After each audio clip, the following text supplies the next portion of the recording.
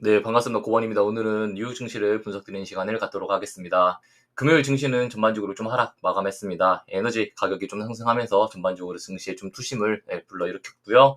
추가적으로 10년물 국채금리 그리고 2년물 국채금리 등이 강하게 상승이 나오면서 그리고 원유 가격이 거의 3개월째 100불 이상을 유지하면서 증시가 금요일 같은 경우는 국채 금리도 높고 원유 가격도 높아 지금 우려스러워라는 좀 악재를 가지고 있다라고 말씀드리고 싶고요. 추가적으로 지금까지 증시의 상승을 이끌었던 실적 발표, 어닝 시즌이 다음 주에 수요일 엔비디아 실적 발표 이후로는 사실 크게 남아있는 것이 없기 때문에 자, 지금까지 반도체 섹터가 막 상승이 나오면서 증시의 상승을 이끌었지만 더 이상 반도체 섹터가 막 무지성으로 치고 올라가는 것이 아니라 이제는 어느 정도 상승 동력을 이룰 수밖에 없다라고도 말씀을 드리고 싶은 구간이기도 합니다.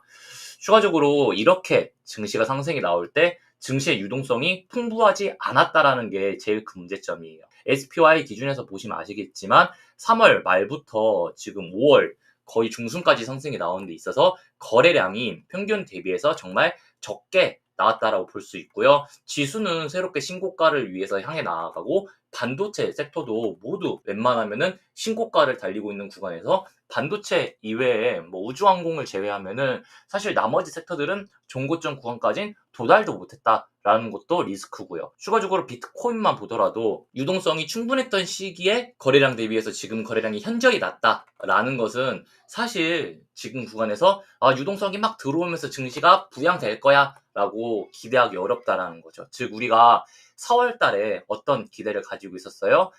미국 재무부가 5월, 6월부터는 실제로 중간 선거를 위해서 증시를 부양해 줄 거야 라는 기대감이 있었단 말이에요. 하지만 미국 재무부는 지금 계속해서 단기 국채를 발행하고 단기 국채를 발행해야 된다는 것은 반대로 시장 관점에서는 그만큼 증시의 유동성이나 여러 유동성을 국채가 흡수할 수밖에 없다라고 볼 수 있다라는 거고요. 미국은 이미 어마어마한 부채를 가지고 있는데 관세를 환급해줘야 되기 때문에 부채는 더 늘어나고 그리고 추가적으로 이란 이슈 때문에 부채가 더더욱이 늘어났기 때문에 현재 무지성으로 돈을 풀기 어렵다라고 볼 수 있다라는 거죠. 실제로 미국 재무부가 돈을 풀 거야 라고 이야기를 했지만 7월 말까지 최대 1조 달러까지 TJ 잔고를 채울 거야 라고 현재 미국 재무부가 이야기하고 있기 때문에 그렇다는 것은 중간 선거니까 미국 재무부가 3천억 달러, 2천억 달러까지 TJ 잔고를 줄여가면서 증시를 막 부양해 줄 거야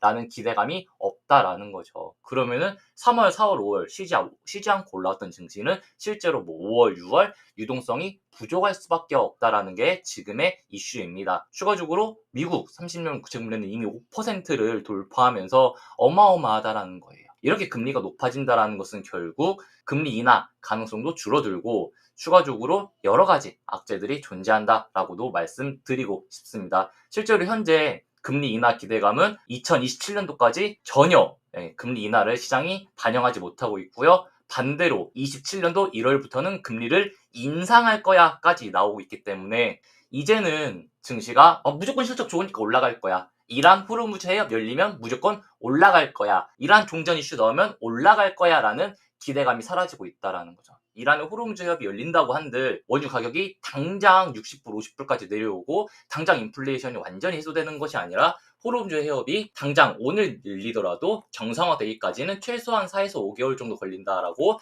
이번에 아람코 CEO나 엑소모빌 CEO가 어닝콜에서 언급할 정도로 즉 세계 최고의 원유 회사 CEO들조차도 가장 좋은 시나리오를 올해 연말에나 원유 가격 80불, 70불 내려올 거야 라고 이야기한다는 것은 계속해서 물가 압력을 받을 수밖에 없다는 게 현재 증시이기도 합니다. 이것은 연준이 가장 중요하게 보고 있는 PC인데요. 케빈 러시 같은 경우는 내가 이번에 의장이 되면 나 절사평균 PC로 바꿀 거야. 그래서 금리 인하 가능하도록 만들 거야 라고 3주 전에 언급을 했지만 실제로 PCE 같은 경우가 보면은 3월에 3.5% 근데 4월 예상치는 3.8% 5월 예상치는 4%를 넘어가요. 근데 지금 최근 5개월치 보면은 예상치보다 다 물가가 높았기 때문에 이미 4월 달에 PCE가 4%를 넘어갈 가능성도 너무 높다. 그렇다라는 것은 케빈 러시가 등판한다고 해서 당장 금리 인하가 가능한 것이 아니다라고 볼 수 있는 거죠. 그렇기 때문에 옵션 시장에서 보자면은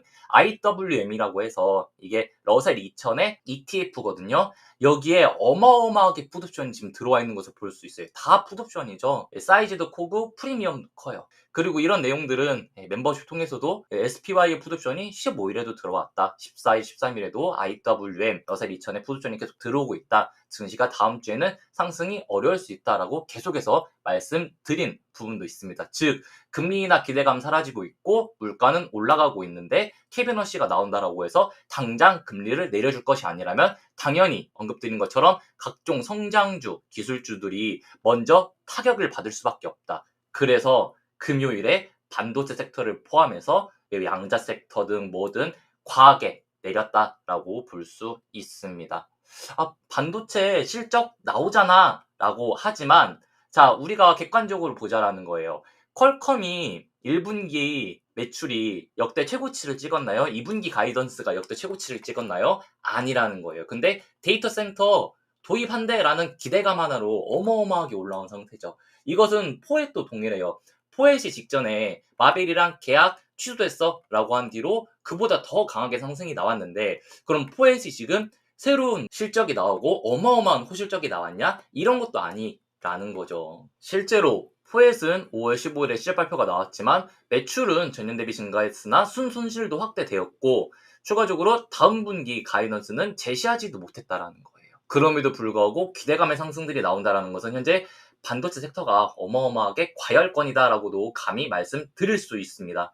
자, SPY 기준에서 그러면은 조정이 어느 정도 나오냐라고 하면은 몇 가지 말씀을 드릴 수 있어요. 자, 일단 다음 주 내로 720불에서 725불 사이까지는 한번 눌려줄 가능성이 존재해요. 이는 전날 종가 대비해서 대략 마이너스 2% 이상의 하락이 다음 주 중에 한번 나올 수 있고, 즉 다음 주 엔비디아 실적이 나오면서 기대감의 반등은 나올 수 있지만 결국 이 박스권을 크게 가져가는 그림들이 나올 수 있다라는 거죠. 자, 두 번째로 엔비디아가 실적이 나옴에도 불구하고 중국 H200 판매 기대감이 사라진다거나 아니면은 예상보다 시장의 기대치를 채우지 못하는 실적이 나올 경우에는 695불까지도 증시가 하락이 나올 수 있습니다. 여기서 추가적으로 다다음 주에 나오는 PC나 아니면은 관련된 매크로 데이터들이 계속해서 물가 상승에 압력을 받는다면은 700불 이탈의 가능성이 너무 높고요. 여기서 케빈 어씨가 실제로 연준 의장으로 취임할 때 지금 보면 물가가 너무 높아. 당장 6월 달이라고 해서 내가 금리를 내릴 것이라고 장담하지 못해 라는 식의 언급을 한 번 더 한다면은 이것은 증시가 한 번 더 하락할 수 있다라는 거죠. 정말 최악의 시나리오로 직전 전저점을 이탈하는 이 구간은 경기 침체 진짜 온다라고 확정이 될 경우에 정말 강하게 쏟아질 수 있다까지만 해당 확률을 확인하시면 좋을 것 같습니다. 그래서 이렇게 안내드린 악재들이 나올 때마다 계속해서 우리가 조심해야 된다까지만 말씀을 드리고 싶어요. 자, 빅스 같은 경우는 지금 보시면은 4월부터 계속 G라인을 만들고 횡보가 나오고 있어요. 이런 것들은 어떤 패턴이냐면은 앞에서 한번 상승이 튀어 나오고 난 뒤에 횡보가 나오기 때문에 2, 3거래, 3, 4거래를 횡보가 끝나고 나면은 한 번 더 치고 올라가요. 25에서 30불까지 한번 줄 자리거든요. 그렇게 되면 빅스가 튄다라는 것은 결국 증시가 한번 밀어내겠다라는 것과도 같죠. 지수는 현재 신고가 랠리에 진입하고 있지만 빅스 그리고 금, 은, 그리고 2년물, 10년물 국채금리, 달러, 원유까지 포함해서 모두 전혀 강하게 내리지 않았다라는 거예요. 즉 지수만 특히 반도체 섹터만 강하게 상승이 나왔다는 것은 반대로 조정이 나올 때는 다 같이 나올 수 있다라는 것이 좀 우려스럽긴 합니다. 자, 반도체 섹터 XXX인데요. 현재 보조지표만 보더라도 이 정도로 역대급으로 급등이 나왔던 적은 사실 없어요. 이렇게까지 시장에 과열권인 적도 전혀 없고요. 특히 MACD가 이렇게 이역이 넓다라는 것은 MACD가 다시 한 번 더 만나러 내려오더라도 최소한 5%에서 10% 이상의 XXX 조정을 예견할 수 있다라는 거죠. XXX는 495불을 이탈할 경우 확정적으로 450불까지 내려오기 때문에 우리가 무조건 조심해야 된다라고 말씀드리고 싶고요. 3월부터 시작되고 있는 상승 추세를 이탈했고, 자, 3월부터 단 한 번도 이탈하지 않았던 11선을 지금 건들고 있기 때문에 월요일에 확정적으로 510불 이상 회복하지 못하고 밑에서 종가를 마감하고 495불 밑으로 내린다면은 우리가 조정을 450불 이탈하면 400불까지도 열어놓을 수 있다라는 거죠. 그렇다면 XXXL 보유자분들은 160불 그리고 150불 이탈할 때마다 비중을 축소하시면서 100불 초반 지지받는지 다시 한 번 더 꼭 확인하셔야 됩니다. 자, 반대로 XXS 보유자분들은 이제는 이 종목이 치고 올라갈 때 좀 돌파 매매 타점을 드릴 수 있죠. 네, 그렇기 때문에 이런 종목은 10불 돌파할 때 좀 돌파 매매하면서 다시 한 번 더 우리가 비중 늘려나가고 위로 올라가는 것에 대해서 대응할 수 있다라고도 말씀드리고 싶습니다. 자, 테슬라 포함해서 전반적인 섹터들이 모두 개파락을 출발했기 때문에 다음 주 중에, 즉 지수가 당장 올라와서 막 치고 내려가는 것이 아니라 위아래 변동성을 가져갈 가능성이 높아서 테슬라 같은 경우도 단기적으로는 다시 한 번 더 440불, 즉 1차 목표가까지는 회복할 가능성이 열려있기는 해요. 하지만 이 테슬라도 420불이 이탈할 경우에는 더 내려간다. 근데 테슬라가 420불을 이탈하고 내려갈 때 다음 지라인은 무조건 400불이에요. 왜냐면은 장기 이평선 저항을 거래량으로 돌파한 구간이기 때문에 이 400불을 이탈하고 밑으로 밀려버릴 때에는 다시 한 번 더 400불이 저항선이 돼요. 그렇다는 건 여기서 돌파하지 못했을 때 밑으로 밀려버리는 이런 그림이 나온다는 거죠. 그러면 어때요? A, B, C로 빠지는 그림이 나오는 이 그림은 헤드앤숄더 패턴으로도 볼 수 있다는 거죠. 그렇기 때문에 테슬라는 무조건 420불, 400불을 지지받아야 되고 400불이 이탈할 경우에는 다시 한 번 더 전저점 440불까지 내려올 수 있다는 점 꼭 기억하시면 좋을 것 같습니다. 자, 양자 섹터 IonQ 말씀드리겠습니다. IonQ 같은 경우는 아직 상승 추세를 이탈하지 않고 있어요. 4월달부터 시작되고 있는 상승 추세 이탈하지 않고 있고요. 마이너스 9%대 하락이 나오긴 했지만 그럼에도 불구하고 아직 50불 위에서 지지를 받고 있다라고요. 자, 이 종목도 50불을 확정적으로 이탈할 경우에는 첫 번째로 비중 축소를 해야 되는 자리가 나와요. 왜냐면은 동일하게 상승 추세를 이탈하는 자리가 나오거든요. 그리고 두 번째, 이 종목이 47불대로 또 지지받는지 체크해줘야 돼요. 직전에 자, 돌파하고 지지받았던 자리거든요. 그렇기 때문에 이 G라인, 그리고 장기평선 G라인을 이탈할 경우에는 아까 테슬라가 말씀드렸던 것처럼 동일하게 하락이 더 나올 수 있다라는 점만 보시면서 이럴 경우 1차 G라인은 40불이다 라고 보시면 좋을 것 같습니다. 필수적으로 50불을 지지받아줘야 되고 47불을 지지받아줘야 됩니다. 자, 추가적으로 로켓랩도 분석드리는 시간을 갖도록 하겠습니다. 그나마 차트가 제일 좋은 게 로켓랩인 구간이고요. 마이너스 5% 하락이 나왔지만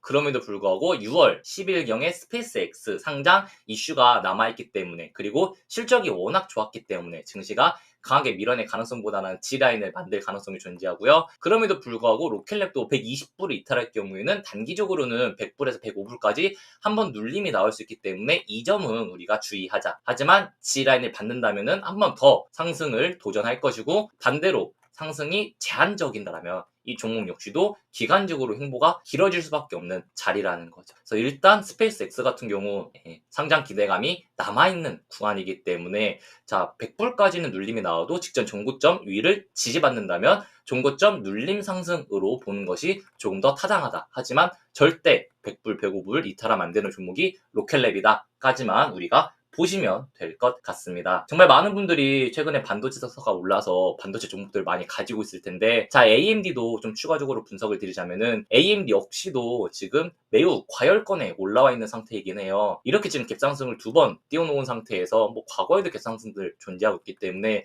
사실 밀려버린다면, 즉 AMD 기준에서 400불이 이탈할 경우에는 밑에 매물대가 강하지가 않아요. 그렇다라는 것은 다이렉트로 360불 구간까지 내릴 수 있거든요. 그렇기 때문에 AMD 보유자분들은 400불을 이탈했을 때에는 다음 G라인 360불을 지지받는지 필수적으로 보시면 된다라는 거예요. 반대로 지지를 받고 나서 기간적으로 행보를 하면서 여기서 G라인을 만들어줘야 이후로 뭐 다시 올라가네 마네 라도 할 수 있는데, 지금 AMD가 급등이 나왔던 가장 유일한 재료는 실적이 좋아, CPU 많이 팔릴 거야, 병목 현상이 있대 라는 기대감이었어요. 하지만 이게 계속해서 올라가는 것이 아니라 이제 실적이라는 이슈가 사라지고 나면은 이미 주가에 모두 선반영된 구간이기 때문에 하나의 파동 눌림이 나온다라고 볼 수 있고요. 이것을 하나의 상승 파동으로 보자면 피보나치 되돌림 파동 기준에서 360불 구간은 0.618, 그 밑까지 내린다면은 335불, 0.5까지 내려올 수 있기 때문에 당연히 우리가 400불을 이탈할 경우에는 하락을 조심해야 되는 것이 AMD다라고 볼 수 있겠죠. 자, 샌디스크나 마이크론도 좀 재밌는데, 특히 마이크론이나 샌디스크 이런 것들은 자, 계속해서 풋옵션들이 증시에 들어오고 있어요. 그렇다라는 것은 마이크론이고 샌디스크고 다 좋아. 하지만 증시 기준에서는 그럼에도 불구하고 너무 과하게 올라왔어 라고 해석을 하고 있다라는 거예요. 자, 마이크론 역시도 현재 5일선 이탈하고 10일선까지 닿은 구간이에요. 과거의 모든 상승 추세를 보았을 때 현재 10일선 이탈하는 경우, 즉 710불을 이 종목이 내줄 경우에는 밑에 20일선 G라인인 전반적으로 610불까지 다이렉트로 밀릴 가능성이 존재해요.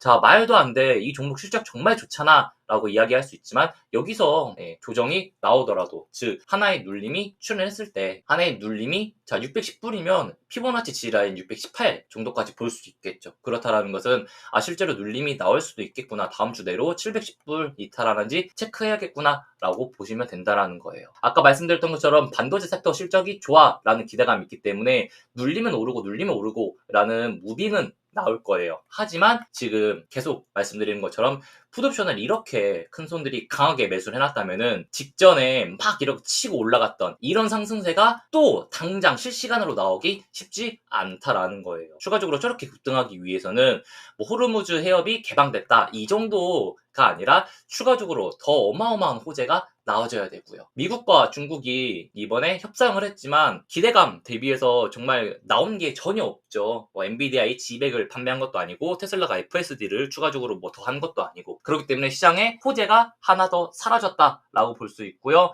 자, 그리고 20일경에 러시아와 미국, 중국이 만난다 라는 것은 중국 입장에서는 우리 미국보다 러시아가 더 중요해, 러시아하고 무언가를 더 할 거야 라는 이슈가 더 크다라는 거예요. 미국 입장에서는 머리가 아프겠죠. 중국 입장에서는 어차피 중간 선거인 거 한번 미국 흔들어 보자 라고 할 수 있고요.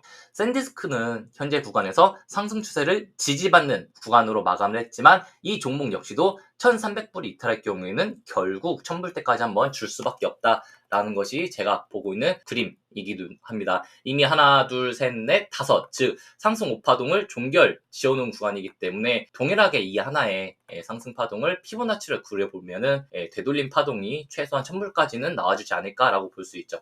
1차 지지라인은 1200불, 두 번째 지지라인은 1000불 정도가 될 것 같습니다. 1300불을 필수적으로 지지받아 줘야 되는 종목이 샌디스크라는 거죠. 이미 직전 이 하나의 1파동을 피보나치를 그렸을 때 피보나치 4.236 구간까지 도달한 구간이기도 해서 이미 상승은 어느 정도 종결됐다라고 볼 수 있는 것이 샌디스크이기도 하다라는 거예요. 엔비디아 분석을 좀 추가적으로 드리도록 하겠습니다. 엔비디아는 지금 A, B, C로 올라가고 있는 상승 추세 내에서 전날 조정이 나왔거든요. 중국과 미국이 사실 뭐 크게 없더라, 엔비디아 H200 판매 기대감이 있었는데 별게 없더라는 이슈로 눌리기는 했어요.